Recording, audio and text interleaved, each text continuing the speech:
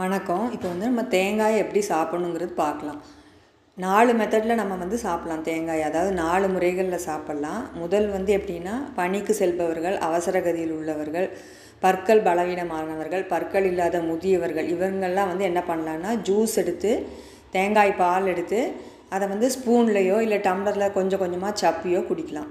சிறிது சிறிதாக உமிழ்நீரோட கொஞ்சம் கொஞ்சமாக வாயில் வச்சு கலந்து அதுக்கப்புறம் தான் சாப்பிட்ணும். இது முதியவர்கள், ஜீரண சக்தி குறைபாடு உள்ளவர்கள்லாம் ஒரு சின்ன துண்டு இஞ்சியும் போட்டு அரைச்சிக்கிட்டாங்கன்னா அவங்களுக்கு தேங்காய் பால் எளிதில் ஜீரணமாகும். வாயிலையும் வச்சு ரொம்ப நேரம் சப்பி குடித்தாங்கன்னா தேங்காய் பால் நல்ல ஜீரணமாயிரும். இப்போ இனிப்பு சுவை விரும்புபவர்கள் இந்த தேங்காய் பாலோட மண்டை வெல்லம் அல்லது கரும்பு சர்க்கரை சேர்த்துக்கலாம். கார சுவை விரும்புபவர்கள் மிளகு அல்லது இந்துப்பு சேர்த்துக்கலாம். 3வது முறை என்னென்னா, ஓரளவு பல்வலிமை உள்ளவர்கள் துருவி சாப்பிட்றது.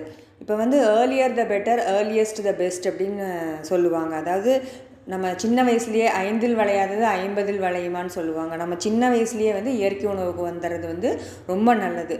முதிய பருவத்தில் அதுக்கப்புறம் நம்ம ஆரோக்கியத்தோடு போராடுறத விட சின்ன வயசுலேயே வந்துடுறது நல்லது. இது நமக்கு பற்களுக்கும் பொருந்தும். ஏன்னா பற்கள் நல்ல பலமுள்ள பற்களாக சிறு வயதிலேயே நம்ம இயற்கை உணவு சாப்பிட்டோன்னா உருவாயிரும்.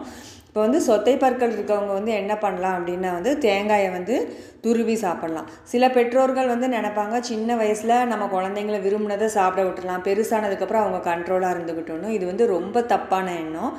சின்ன வயசுலேயே அவங்கள நம்ம இயற்கை உணவுக்கு பழக்கிட்டோம்னா அவங்களுக்கு அந்த சமைத்த உணவு மேலே இருக்கிற விருப்பமே போயிடும். அதனால் அவங்க இயற்கை உணவையே விரும்பி சாப்பிட ஆரம்பிச்சிருவாங்க. பற்களும் பலமுடையதாக அமையும்.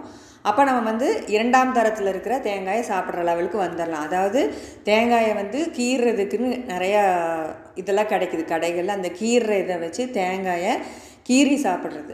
முதல்ல இயற்கை உணவு சாப்பிட பழகுபவர்கள், தேங்காயை கீறி சாப்பிட பழகுபவர்களுக்கு தாடையெல்லாம் கொஞ்சம் நாளைக்கு வலிக்கும். அதனால் ஒன்றும் இது இல்லை. நமக்கு உடற்பயிற்சி செய்யாமல் திடீர்னு உடற்பயிற்சி செய்யும்போதோ இல்லை மலையேற்றமே போகாமல் திடீர்னு மலையேற்றம் போகும்போதோ நமக்கு உடம்பெல்லாம் நெறி கட்டிக்கும்ல. அதே மாதிரி தான் நமக்கு பயிற்சி இல்லாத தாடைகளுக்கு நம்ம தேங்காய் அப்படி சாப்பிடும்போது அந்த வலி இருக்கும் கொஞ்சம் நாளைக்கு. 1 வாரம் 10 நாளைக்கு இருக்கும். அதுக்கப்புறம் அது பழகிடும்.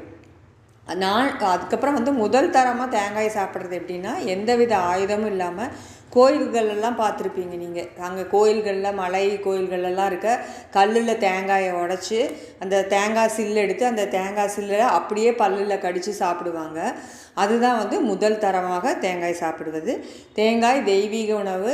தேங்காயை உண்டால் தெய்வீக நிலையை அடையலாம். பேரின்பம் பரவசம்.